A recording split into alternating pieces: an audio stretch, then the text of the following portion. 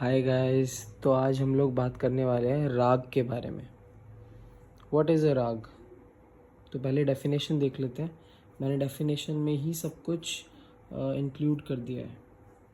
अ राग is a melodic framework in Hindustani classical music created by selecting specific notes from a thought and arranging them in a particular ascending and descending order with certain rules, important notes, which is Vadi and Samvadi, and characteristic phrases, which is Pakad, to evoke a particular mood, यानी कि रस at an appropriate time. Okay इसमें सब include हो चुका है। अब मैं इसको थोड़ा ब्रेक डाउन करके आपको समझाता हूँ, लेकिन उससे पहले मैं मेन फीचर्स बताता हूँ राग के, ताकि कुछ टर्म्स आपको क्लियर हो जाए ना कि क्या मतलब है। अब पहला है आरोह। आरोह जैसे कि मैंने पहले भी बताया है कि जब हम स्वरों को नीचे से ऊपर की ओर गाते हैं, लो पिच से हाई पिच की ओर जाते हैं, असेंडिंग ऑर्डर में जाते हैं, उसको हम आरोह कहते हैं। जैसे सा रे गा मा पा धा नि सा, ठीक है। और अवरोह उसका एकदम ऑपोजिट, हाई पिच से लो पिच पे आते हैं, डिसेंडिंग ऑर्डर, सा नी धा पा मा गे रे सा, ठीक है। वादी जो है, अब वादी क्या होता है, इसको मैंने लिखा है किंग या कैप्टन, ठीक है। किसी भी राग में कुछ स्वर यूज़ होते हैं, है ना। अब उसमें एक स्वर ऐसा होता है जो सबसे ज़्यादा इम्पोर्टेंट होता है ना। जैसे किंग बहुत इम्पोर्टेंट होता है बाकी लोगों में से, कैप्टन सबसे ज़्यादा इम्पोर्टेंट होता है। मतलब ऑब्वियसली हर नोट का, हर स्वर का अपना एक रोल है, बट कैप्टन की अलग वैल्यू रहती है, लीडर की अलग रहती है। तो वैसे ही वादी वो नोट है, एंड संवादी क्वीन की तरह है या वाइस कैप्टन की तरह। उसके बाद जो आता है जैसे प्रेसिडेंट, वाइस प्रेसिडेंट हो गया, ओके। अब पकड़ क्या है? पकड़ नाम से पता चल रहा है, पकड़ किसी की पकड़, जैसे किसी व्यक्ति की पकड़, बिहेवियर।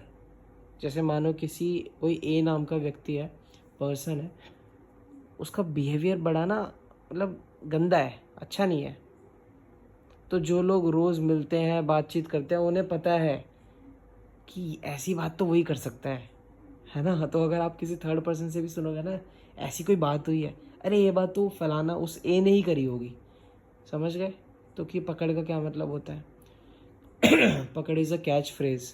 किसी भी राग को कुछ चंद नोट से, कुछ फ्यू नोट्स के पैटर्न से ही समझ जाना कि अरे ये तो दिस राग है, ये तो राग यमन है, ये तो राग भैरव है ना। जैसे कि फॉर एग्जांपल एक राग है राग यमन, उसका कैच फ्रेज अगर आप जानना चाहें पकड़, तो छोटी सी कुछ फ्यू नोट्स बताऊंगा, वही मतलब कह सकते हो, नी रे ग मद नि ध प प रे नी रे सा, मतलब समथिंग कुछ भी ऐसा। ये पकड़ हो गई है राग यमन की, यानी small group of notes that gives the raag its identity. Okay, now jati. जाति क्या होता है? Note count, number of notes in aroh and अवरोह, ठीक है। जाति इंडियन क्लासिकल म्यूजिक में उसको कहते हैं कि आरोह अवरोह में कितने स्वर हैं। ज़्यादा से ज़्यादा 7 लग सकते हैं। मैंने आपको बताया था किसी भी थाट में, थाट से ही राग बनाया है, तो 7 से ज़्यादा नोट्स यूज़ नहीं कर सकते, मतलब सॉरी 7 से कम नहीं कर सकते हैं थाट में, लेकिन राग में कर सकते हैं, है ना। थाट में नहीं कर सकते। थाट फिर से थोड़ा बता देता हूँ जिन्होंने वीडियो नहीं देखी पहले। थाट पेरेंट स्केल होता है, एक स्केल होता है आरोह अवरोह का, असेंडिंग और डिसेंडिंग ऑर्डर का, जिसमें नोट्स अपने स्पेसिफिक ऑर्डर में दिए गए होते हैं। और ऐसे 10 थाट है, यानी 10 अलग अलग तरीके के ऑर्डर्स हैं सुरों के, है ना। और थाट में 7 जो नोट्स हैं ना, वो होने ही चाहिए, उससे कम नहीं हो सकते।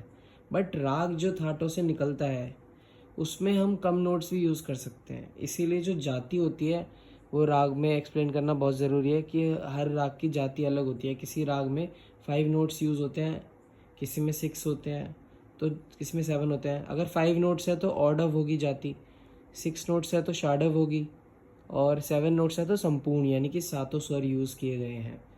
और कभी कभी ऐसा भी होता है कि आरोह में 5 लगे, अवरोह में 6 लगे, या फिर आरोह में संपूर्ण है, अवरोह में 6, ऐसे कुछ भी हो सकता है। मतलब ठीक है, अब समय पे आ जाते हैं। समय तो बहुत इम्पोर्टेंट है आप सबको ही पता है। अब देखिए, आपने कभी देखा होगा कि बोलते हैं कि ये कोई टाइम है ये चीज़ करने का, है ना? 4 बजे उठ के एकदम 4 बजे उठ के नाश्ता कौन करता है? मतलब कुछ लोग कर भी लेते होंगे मे बी, बट आप जनरली यही बोलते हैं ना, अरे ये कोई टाइम है क्या? तो टाइम का बड़ा रोल है ना, सिंगिंग में भी रोल है।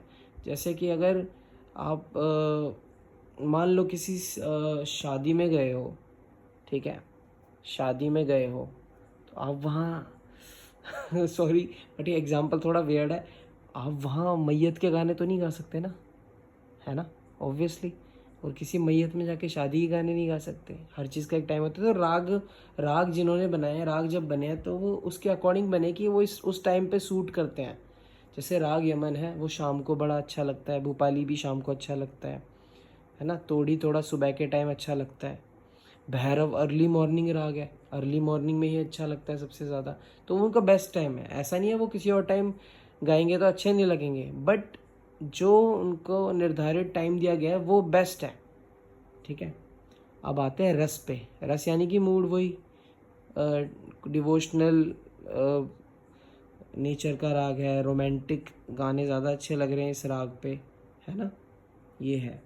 अब चलन, चलन बस कुछ नहीं है, लॉन्गर डिस्क्रिप्शन ऑफ पकड़ है ना। पकड़ में एक छोटा सा फ्रेज, कैच फ्रेज होता है, चलन में जनरल मूवमेंट होती है, किस तरीके से चला जाता है इस राग में। जैसे राग यमन में नी रे ग ध रे सा ग रे म प प म ध प म ध नी ध प प म ग रे स नी रे स।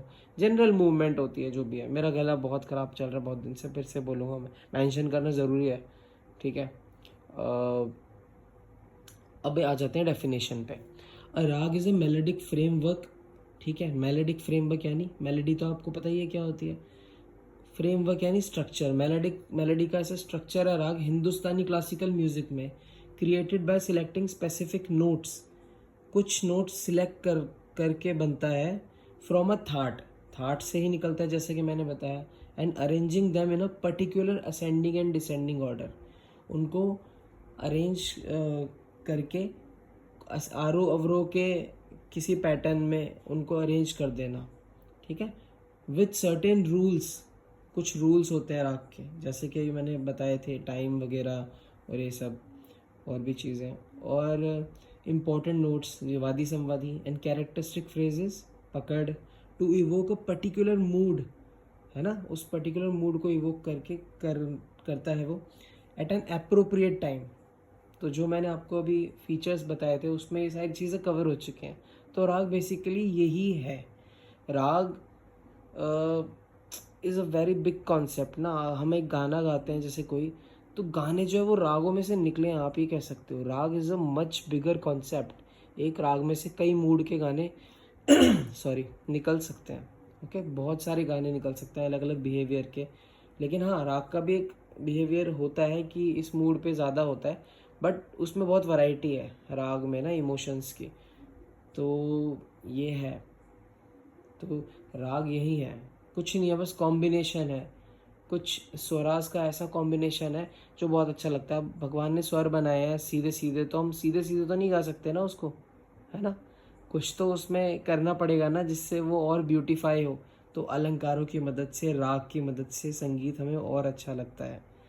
और जो हमारे मूवीज़ में सॉन्ग्स आते हैं वो भी राग बेस्ड होते हैं बहुत सारे, और जो ओल्ड सॉन्ग्स होते हैं वो ज़्यादातर राग बेस्ड थे, तो इसलिए हमें अच्छे भी लगते हैं बहुत ज़्यादा, और एवरग्रीन भी रहते हैं।